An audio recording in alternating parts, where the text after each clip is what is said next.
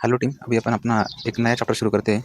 Vehicle air conditioning system. हम कुछ important concepts पढ़ेंगे, जैसे कि हीट सोर्सेज क्या होते हैं, देन एचवीएसी का डिफिनेशन क्या होता है, एयर कंडीशनिंग सिस्टम क्या होता है, एयर डिस्ट्रीब्यूशन सिस्टम क्या होता है, 1 टन ऑफ रेफ्रिजरेशन मतलब क्या होता है।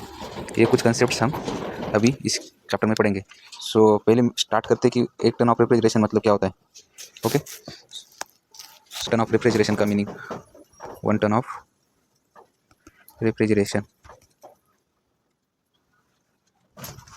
1 TR। तो इसका सिंपल मतलब क्या होता है कि 907 kg आइस को मेल्ट करने में लगने वाली हीट, और इसको मेल्ट कितने टाइम में करना है, इन 24 आवर्स, 24 घंटे में इतने आइस को मेल्ट करना है। तो उसमें कितनी हीट लगेगी, कितनी हीट एब्जॉर्ब होगी उस प्रोसेस में, तो वही हीट एब्जॉर्ब को बोलते हैं हम 1 टन ऑफ रेफ्रिजरेशन।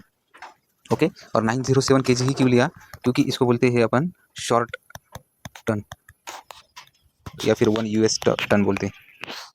ये इंटरनेशनल स्टैंडर्ड है, तो हम इसको 907 kg बोलेंगे। हमारे यहाँ पे एक मैट्रिक टन होता है जो कि होता है 1000 kg, लेकिन हम इसमें इसको यूज़ नहीं करेंगे, हम इसमें US टन का यूज़ करेंगे। तो 1 टन ऑफ रेफ्रिजरेशन का सिंपल सा फंडा क्लियर होगा क्या। तो फिर अभी हम करेंगे कि उसका न्यूमेरिकल कैलकुलेशन, कि ये तो हमने जान लिया कि 1 टन ऑफ रेफ्रिजरेशन नॉर्मली क्या होता है, लेकिन अगर न्यूमेरिकल वैल्यू में देखिए तो क्या होता है। तो अपने को पता है कि लैटेंट हीट ऑफ आइस क्या है, 335 किलो जूल पर KG.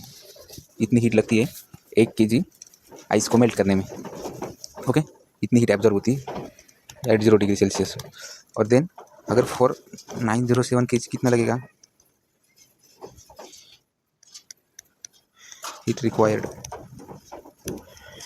To melt equals to 335 kg joule पर kg into 907 kg ice. So total होगा अपना 303845 किलो जूल। इतना हीट रिक्वायर्ड होगा, और टाइम कितना है अपने पास, 24 hours equals to 24 into 30 seconds. इतने टाइम में ये सब करना है। तो हीट लॉस रेट कितना होगा अपना, हीट लॉस रेट होगा 303845 kilo joule divided by 24 into 3600 seconds equals to कितना होगा, ये होगा अपना 3.52 किलो जूल पर सेकंड और 3.52 वाट, किलो वाट। ओके, ये अपना हीट लॉस रेट है, इसको ही क्या बोलते हैं, 1 टन ऑफ रेफ्रिजरेशन। सो अभी अपन नेक्स्ट कंसेप्ट देखते हैं कि इसका यूज़ क्या है। अगर सपोज अपने को अपने रूम में कोई नया एसी लगवाना है, तो हम क्या करेंगे, रूम का पहले we will calculate the complete heat load, उसका हीट लोड कैलकुलेट करेंगे, and then we will divide it with 1 ton of refrigeration. तो अपने को रूम का क्या पता चलेगा, टोटल लोड पता चलेगा, कितने टन का एसी लगाना है वो पता चलेगा। ओके, कितने टन का रूम में एसी लगना चाहिए पता चलेगा। सो एक सिंपल सा एग्जांपल लेते हैं अपन ये समझने के लिए।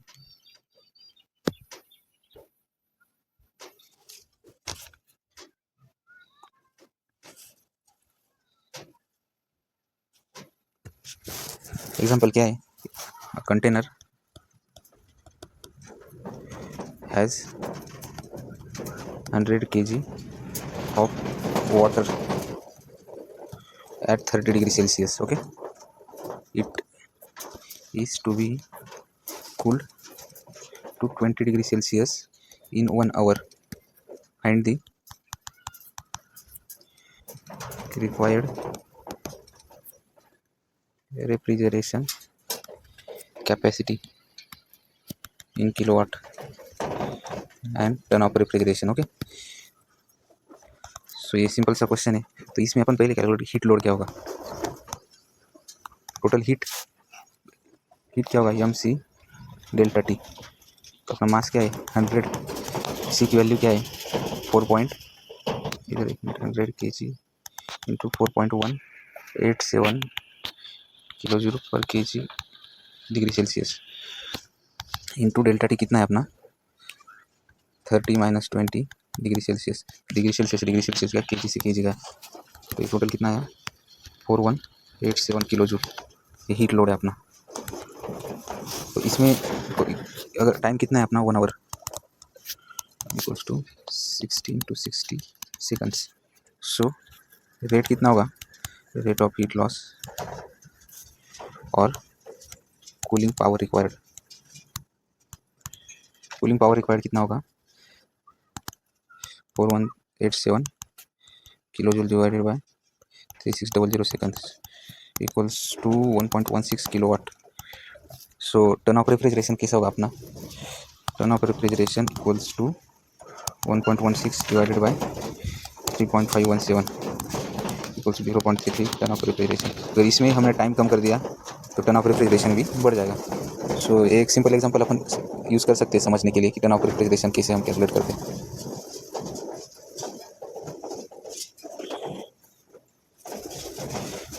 अभी इसका मतलब है 0.33 टन ऑफ रेफ्रिजरेशन चाहिए।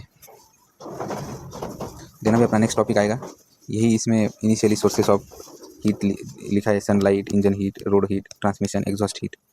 देन नेक्स्ट है कि इन्हीं हीट को मद्देनजर रखते हुए हम हीट लोड कैलकुलेट करते हैं, हीट सोर्सेस को मद्देनजर रखते हुए। देन उसके बाद उसी के हिसाब से हम एसी सिस्टम डिज़ाइन करते हैं। और टर्न ऑफ रेफ्रिजरेशन की डेफिनेशन तो हमने देख ली कि 24 आवर्स में 907 kg आइस को वाटर में कन्वर्ट करने के लिए या फिर मेल्ट करने के लिए एब्जॉर्ब होने वाली हीट, उसको क्या बोलते हैं 1 टन ऑफ रेफ्रिजरेशन। देन उसके बाद है अपना HVAC सिस्टम। HVAC सिस्टम का फुल फॉर्म क्या है कि heating, ventilation, air conditioning. Air conditioning one of the part है, AC is only one part of HVAC। और कंप्लीट HVAC मतलब complete climate control system.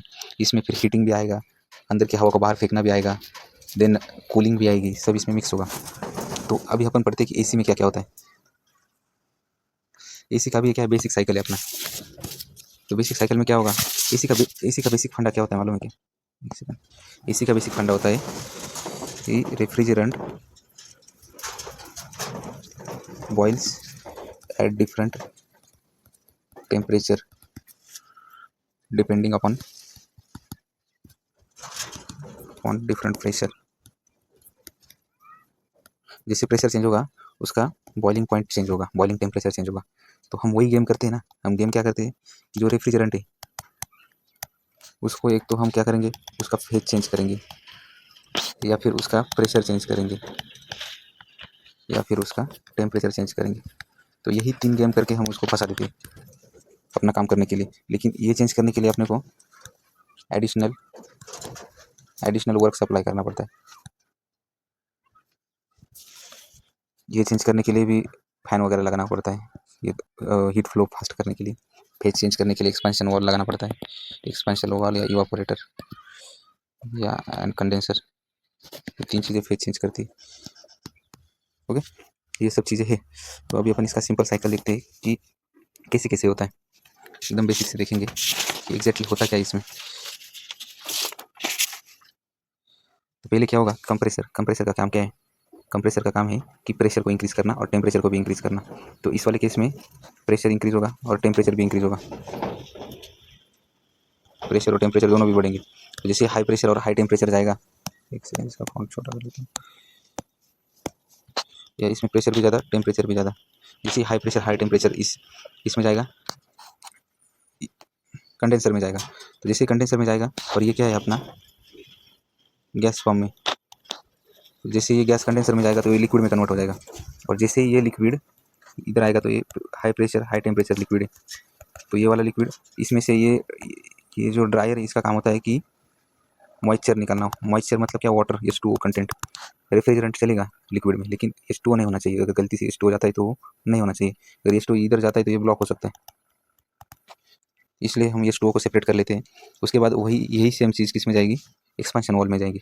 Expansion valve में जाते ही उसका क्या हो जाएगा, प्रेशर कम हो जाएगा और टेम्परेचर भी कम हो जाएगा। क्यों कम हो जाएगा, और एक फॉर्म में रहेगा लिक्विड। क्योंकि ये एकदम अपन जैसे स्प्रे मारते तो ठंडा लगता है। क्यों ठंडा लगता है, क्योंकि ओरिफिस से जब भी कोई फ्लूइड पास होता है तो उसका प्रेशर भी कम होता है, वेलोसिटी बढ़ती है, वेलोसिटी इंक्रीज हो जाएगी और उसका टेम्परेचर घट जाता है। तो जैसे ये low pressure low temperature liquid ये इवापोरेटर में जाएगा। अभी प्रेशर कम है तो इसका बॉइलिंग पॉइंट भी कम हो जाएगा, तो ये कम टेम्परेचर पे बॉयल हो जाएगा। कम टेम्परेचर मतलब ये गाड़ी के अंदर का या फ्रिज के अंदर का टेम्परेचर, उस पर ये क्या हो जाएगा, बॉयल हो जाएगा। और जैसे ये बॉयल होगा आगे आएगा तो ये low pressure low temperature gas में रहेगा, और यही गैस इसमें से high pressure high temperature gas में कन्वर्ट होगी, फिर लिक्विड ड्रायर एक्सपेंशन वाली यही साइकिल चलती रहेगी। अभी इसी साइकिल को हम इसमें भी दिखा सकते हैं पीएच डायग्राम में, पीएच डायग्राम या फिर टीएच डायग्राम, प्रेशर इंट्रोपी या फिर टेम्परेचर इंट्रोपी। तो इसमें देख सकते हैं अलग अलग लाइन से आइसोथर्म आइसोट्रोपिक, देन इसमें भी अलग अलग लाइन से, ये वाली लाइन है अपनी आइसोबारिक, ये है आइसो इंथैल्पी। तो ये अलग अलग लाइन है। तो पहले क्या होगा अपना, यहाँ पे हम देख सकते हैं इनिशियली, ऊपर ही देखते हैं, चलो एक सेकंड। इनिशियली 1 to 2 क्या है, कंप्रेशन आइसोट्रोपिक कंप्रेशन। देन उसके बाद 2 to 3 क्या है, आइसोबारिक हीट रिजेक्शन। कंडेंसेशन मतलब क्या होता है, हीट को हम रिजेक्ट कर रहे हैं ना, हीट को रिजेक्ट कर रहे हैं, जैसे गैस टू लिक्विड में कन्वर्ट हो रहा है, तो फिर हीट गैस में ज़्यादा हीट होगी तो वो कम हो जाएगी। देन ये एक्सपेंशन, ये वाला 3 to 4। देन उसके बाद इवापोरेशन, ये सारी प्रोसेसेस होती है इसमें। देन उसके बाद ही ये आइडियल और रियल में थोड़ा सा डिफरेंस होता है। अब ये हर एक पार्ट का यहाँ पे वर्किंग प्रिंसिपल दिया है या फिर काम क्या है। पहले कंप्रेसर का काम क्या होता है, एक तो पहले ड्रिवन बाय इंजन शाफ्ट। अभी ये सिर्फ किसको कंप्रेस कर सकता है, लिक्विड को, गैस को कंप्रेस, लिक्विड को कंप्रेस नहीं कर सकता, सिर्फ गैस को कंप्रेस कर सकता है, सॉरी। देन इसको हार्ट ऑफ एसी सिस्टम बोलते हैं, heart of AC system. It can not compress liquids attach to engine crank shaft. इसलिए जब भी हम एसी सिस्टम को ऑन करते हैं अपना माइलेज 2-3 किलोमीटर पर लीटर से घट जाता है। इसमें ये इन्वायरमेंट फ्रेंडली रेफ्रिजरेंट यूज़ होता है। लेकिन कंडेंसर का काम क्या है, कंडेंसर का काम होता है अपना, ये बाहर लगा होता है और ये गैस को लिक्विड में कन्वर्ट करता है, किस हीट रिजेक्शन के कारण हीट रिजेक्ट करता है, ओके। और ये फैन कूलिंग को फास्ट बनाता है। Heat loss, condensing of refrigerant gas has causes it to lose heat to form liquid। अब ये इसका हीट लॉस फास्ट करने के लिए हम कूलिंग फैन यूज़ करते हैं। इसमें सारे फिन्स है वो भी हम यूज़ करते हैं हीट लॉस को अच्छा एरिया बढ़ाने के लिए। देन ये इवापोरेटर है, इवापोरेटर अंदर लगा होता है जो कि क्या करता है, इवापोरेटर का मेन काम है लिक्विड को गैस में कन्वर्ट करना बाय एब्जॉर्बिंग इनर हीट। पहले से टेम्परेचर कम है और हीट एब्जॉर्ब करो। देन ड्रायर क्या करता है, ड्रायर इसमें से H2O निकलता है, ये H2O कंटेंट, इसको मॉइस्चर भी बोलते हैं। मॉइस्चर को सेपरेट करने का काम ड्रायर करता है। If water is not remove it can form ice crystal and damage whole system. इसके कारण हमको वाटर कंटेंट निकालना ही पड़ता है। स्मॉल इसमें क्या होता है अपने स्मॉल ग्रैनुअल्स किसके, सिलिका जेल के, जो कि वाटर को अट्रैक्ट कर लेते हैं। Main function is to remove moisture contaminants from the refrigerant liquid. Then expansion valve, expansion valve pressure reduce करता है और टेम्परेचर भी रिड्यूस करता है।